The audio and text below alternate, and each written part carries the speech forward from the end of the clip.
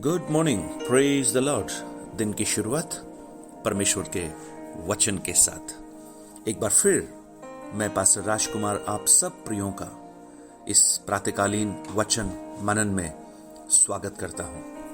आप परमेश्वर को प्रेम करते हैं, परमेश्वर के वचन को प्रेम करते हैं और आप चाहते हैं कि परमेश्वर का वचन आपके जीवन में अद्भुत कामों को करे। इसलिए आप मेरे साथ हर प्रातःकाल इस ब्रॉडकास्ट में शामिल होते हैं। प्रभु आपको बहुत बहुत आशीषित करे। और आज हम फिर से उसी बात पर मनन करेंगे, मार्गदर्शन, परमेश्वरीय गाइडेंस। यशायाह नबी की पुस्तक उसका 30 अध्याय उसका 21 वचन, बुक ऑफ यशायाह चैप्टर 30 वर्स 21। और जब कभी तुम दाहिने या बाईं ओर मुड़ने लगो, तब तुम्हारे पीछे से ये वचन तुम्हारे कानों में पड़ेगा, मार्ग यही है, इस पर चलो। Praise God. आज उस परमेश्वर के उस मार्गदर्शन के बारे में एक बार फिर से इस यशायाह की पुस्तक में हम पढ़ते हैं। ये बिल्कुल ऐसा लगता है कि जैसे भेड़ जब आगे चली जाती हैं और वो गलत मार्ग की ओर चलती हैं, तो जैसे पीछे से वो भेड़ों को चराने वाला जो शेपर्ड है, वो एक आवाज कर कर कहता है, नो नो नो, रुको, उधर नहीं, नो नो नो। रास्ता उन्हें दिखाने की कोशिश करता है। या फिर ये ऐसा लगता है जैसे कोई व्यक्ति एक रास्ता पूछकर किसी से आगे बढ़ रहा हो और उसने हाथ से इशारा कर कर रास्ता, डायरेक्शन उसके दिखाया हो, लेकिन जैसे ही वो थोड़ा आगे बढ़ता है तो पीछे से उससे आवाज आती है, भाई साहब ये वाला नहीं, ये वाला नहीं, इधर वाले में जाइए, ये सही रास्ता है। प्रियो, परमेश्वर का वचन, परमेश्वर का डायरेक्शन, परमेश्वर का मार्गदर्शन हमारे जीवन में वो करने के लिए तैयार है। लेकिन देखिए क्या लिखा है वहां पर, यह वचन तुम्हारे कानों में पड़ेगा, मार्गदर्शन के वचन, गाइडेंस के वचन, राह दिखाने के वचन। कौन सा मार्ग लें, वो वाला वचन। हम कितनी बार हमारे बच्चों को बोलते हैं, हमारे साथ वालों को बोलते हैं, अरे नहीं ये मत कर, ये कर, यहां जा, यहां मत जा। हम सबको मार्गदर्शन की आवश्यकता है और परमेश्वर सृष्टिकर्ता हमारा मार्गदर्शन करने के लिए तैयार है। लेकिन प्रश्न यह है कि जब वो हमें मार्गदर्शन करे तो क्या हम उसके वचनों को सुनने के लिए तैयार हैं? क्योंकि ये वचन तुम्हारे कानों में पड़ेगा कि मार्ग यही है, इसी पर चलो। क्योंकि मार्ग से अगर हम भटक जाते हैं, अगर हम दाएं या बाएं मुड़ते हैं और उस सही मार्ग को छोड़ते हैं, प्रभु हमारे प्रति चिंतित है और हमारे प्रति कंसर्न है, उसको हमारा ख्याल है और वो चाहता है कि हम सही मार्ग पर चलें। इसलिए उसकी दृष्टि हम पर लगी हुई है। लेकिन अगर कान खुले नहीं हैं, कान संवेदनशील नहीं है उस परमेश्वर की बातों को सुनने के लिए, तो हम किस प्रकार परमेश्वर के मार्गदर्शन को पा सकते हैं?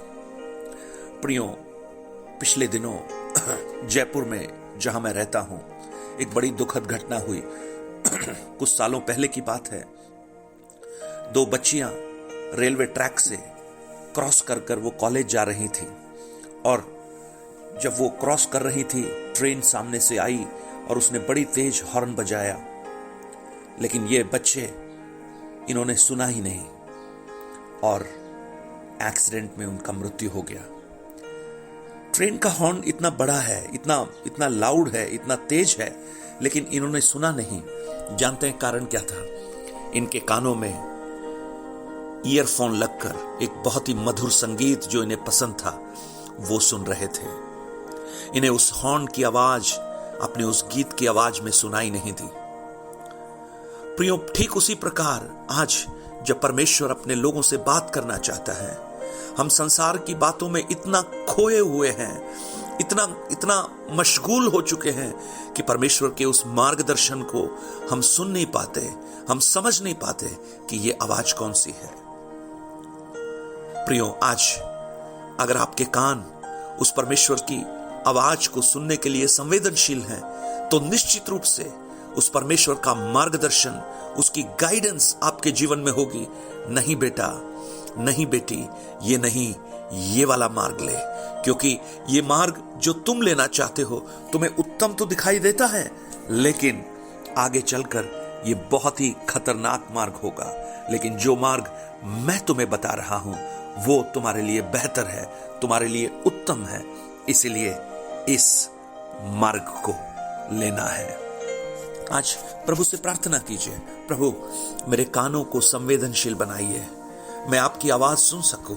प्रभु मैं संसार के इस शोरगुल में, संसार की इस आवाज में इतना खो गया हूं, इतना खो गई हूं कि मुझे आपकी आवाज सुनने का समय नहीं है। प्रभु आपका मार्गदर्शन सुनने का समय नहीं है। लेकिन आज मैं आपकी ओर देखकर आपसे प्रार्थना करता हूं, प्रार्थना करती हूं, मुझे एक संवेदनशील कान दे जो स्वर्ग की ध्वनि तरंगों को कैच कर सके, स्वीकार कर सके, और एक धीमी फुसफुसाहट भी जो स्वर्ग से होती है, जो आप से होती है, वो मेरे कानों में गूंजे और वो शब्द मेरा मार्गदर्शन करे।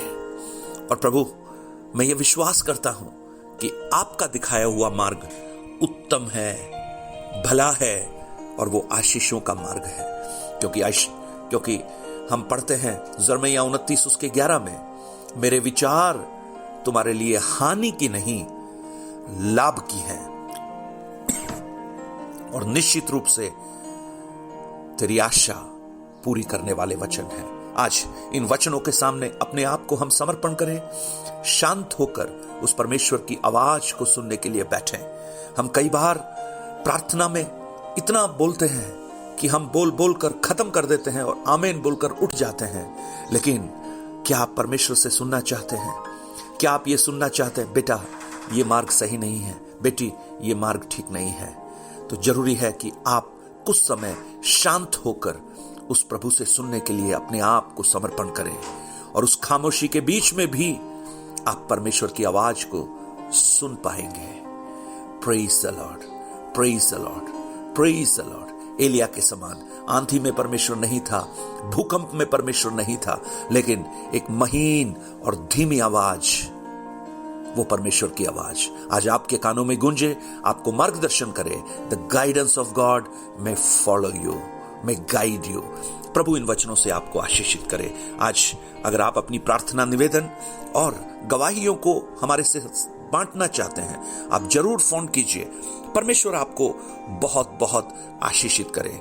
बहुत सारे लोग, बहुत सारे प्रियजन अपनी आवश्यकताओं को, अपनी प्रार्थनाओं को, गवाहियों को बांटते हैं, और मैं उनके लिए प्रार्थना करता हूं कि उनके परिवार में शांति हो, उनके परिवार में अनुग्रह हो। God bless you, have a blessed day.